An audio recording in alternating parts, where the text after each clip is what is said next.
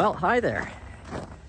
I am pleased to announce that we have reached 1,000 subscribers on the channel. That is tremendous news. I am super excited about that. And thank you for everybody who has taken the time to subscribe and follow what we've been doing, or what I've been doing around here.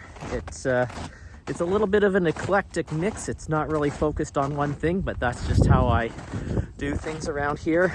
I'm not a one-trick show, if you know what I mean. So yeah, thanks again for everybody who's subscribed. Hopefully we can get more people following and yeah, keep doing some fun stuff. So today is not going to be a PTV day or a snowcat day. You might have seen in my video repertoire, I do grow trees around the property, and I need to get that going again this time of year. So let's take a look at what goes into starting these trees off. Maybe just to step back before we get into the whole tree thing. We bought this property, it's going on 14 years ago. It was completely flat. It was farmland basically. And when it was developed, there was not a single tree on the property. And in that, I'd say last 10 to 11 years is where we've really done a lot of work around here. We've got several hundred trees growing now. A lot of them are quite substantial in their height. So all of these have been rooted and planted with the same technique that I've posted previously. I'll go through it again here and we can take a look at how I go about that process. But yeah, it's been quite a journey to get the yard to look like it does now, and finally it's really starting to pay off. So let's take a look at what goes into getting these trees ready for rooting. Trees out on the edge of the property are the first ones that had been planted. They are, I'd say, at a mature stage in their cycle now, so they really aren't ideal for collecting cuttings from. The best time to be getting cuttings from a tree is within its first, I'd say, 2 to 3 years, when it's really growing vigorously and putting out a lot of new growth. What we're trying to get out of a tree is a single shoot that we can actually root into the grow medium, and that single shoot is really what we're looking for. So this is a good example here. We can take a look. You can see actually on this one in particular that I actually harvested right there at my finger. I've actually harvested from this tree previously. I've done there, I've done right there, I've done there. So like I said, you want to get that single shoot actually coming up out of the tree. You want new growth. You don't want anything that's too old.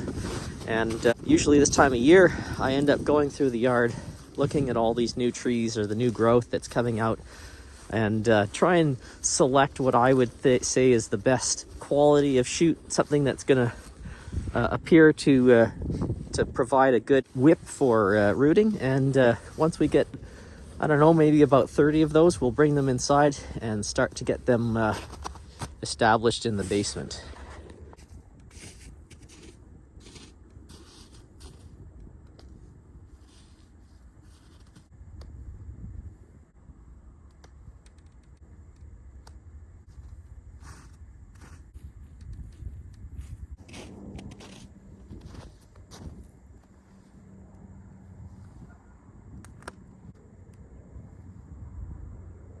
We're out at the southern edge of the property. Here's our big solar array, 10 kilowatts. And along here, we've actually got more rows of trees than on the side there. So we've got, what do we got? 1, 2, 3, 4, 5.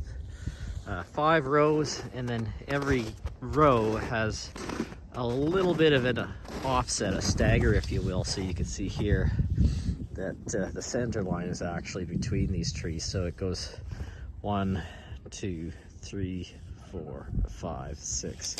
So we've really built up quite a row of trees over the years just by going through this process. And again, it's turned out really well, so that you know, we've got some nice trees in the property now, and everything's filling in. Come summertime, you can't see any of the neighbors through this already, and a lot of these trees are still quite young. You can see they actually make a little bit of a taper downward as they kind of move to the side of the yard, and yeah, they've got a lot of life left in them. These are called a Prairie Sky Poplar, so they've got a little bit more longevity compared to just a regular hybrid.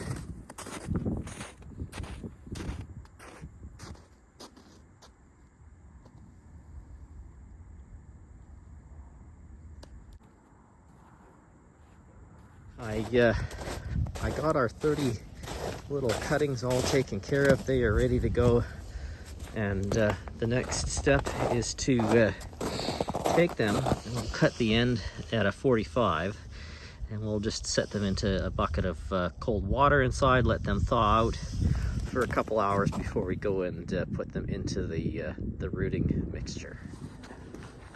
So it might be a little deceiving. You see a lot of grass out here. We're only in the first week of March, and the Canadian prairies are notorious for having a midwinter thaw where you think all the snow is going away and you're gonna have an early spring, but odds are we're still gonna get a good foot of snow at some point between now and the end of April, so don't be fooled by this. Another little side note, we will be doing a little bit of content on the camper trailer here. We have a 2014 Keystone Premier. It's been a great trailer. We really do love it. We keep contemplating trading it in for something smaller, but as soon as we see something smaller, we realize that we're not prepared to sacrifice any of the amenities that this trailer has. So it needs a little bit of love. It's going on 11 years now. The back fiberglass is delaminating, so we need to take care of that. Same thing's happening with the door there. And the front cap, it's made out of fiberglass, and that gel coat on the fiberglass is notorious on these trailers for degrading, basically going away. So we're going to look at maybe putting a little bit of a vinyl wrap on the front. We'll see if we can do that ourselves to save a little bit of money. This ProMix, this HP high porosity mixture is what we're going to be using for rooting those trees inside. So we're going to haul this big, what is it, 27 kilos. Wow, that's 60 pounds. We're going to be moving that inside. We'll break it apart and start putting it into the grow bags and getting our little grow set up ready for these trees. So like I mentioned, what we want to do with these before we get them into water is cut the ends at a 45 or on an angle. It just makes it easier for us to pierce it into the growing medium, and gives a little bit more surface area for the rooting hormone to actually take effect. So we'll cut them all at a nice angle and get them ready to start soaking.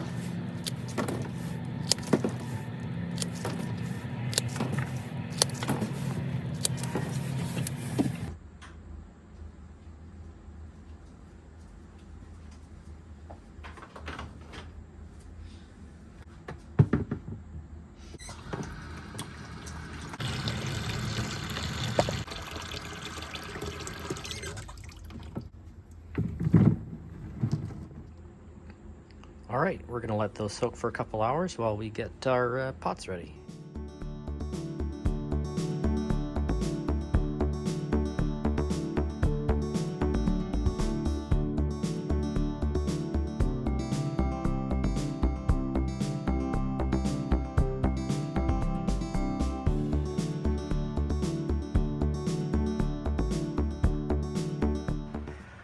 Okay, we got all of the grow bags filled with the ProMix. These are 2-gallon grow bags, and it basically takes an entire bundle to fill all of them up. The next step is to take these battery blankets I have here. These are, I think, 60 watts. And we will thread them in between the 2 rows of the bags. We'll do one there, one there, and then we use a special box that I came up with if you plug these in just to 120 volts, they'll get too hot, they'll melt the plastic in the grow bags. So what you need to do is put each of these electrically in series, and so that brings their power down, and it's just enough to keep these all at about 20 degrees Celsius. That's right where you want this soil temperature to be for getting these poplars rooted and growing nicely. So we'll get those installed, and once we're done with that, we will saturate all of these nice and well, because we're not going to be watering them for a couple weeks.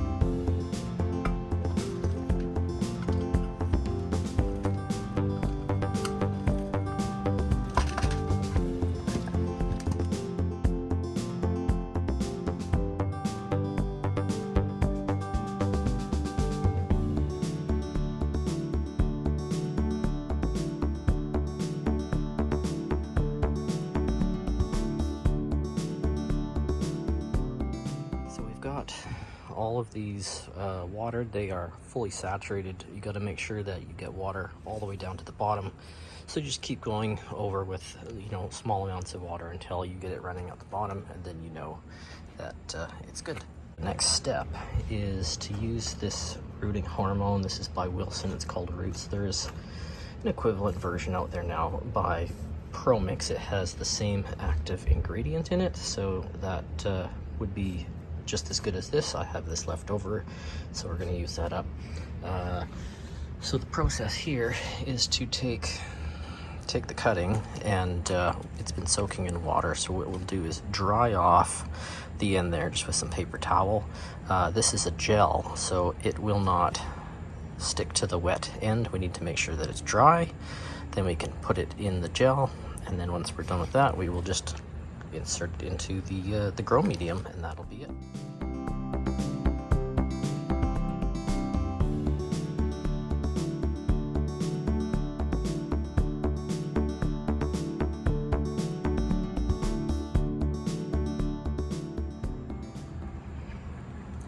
There we go. We got all these little whips put into the grow bags with the grow medium, and basically now we will wait. There's no need to put on any of the lighting. It's going to take probably 3 weeks before we see any real activity on these. By day 20, 21, I'd say most of these will show some form of activity on the buds here. They'll kind of swell up, and you'll see a little green piece of leaf starting to pop out. And at that point, we can put the grow lights on. We have the window here, which also contributes a lot of good quality natural light, so that helps them grow nice and strong. The grow lights are okay, but they're just very narrow in spectrum, so they don't give all the light that is really required for the trees to really thrive. That's all I have for this video for now. When I start to get some activity on these trees, we will post an update, but until then, thanks for watching.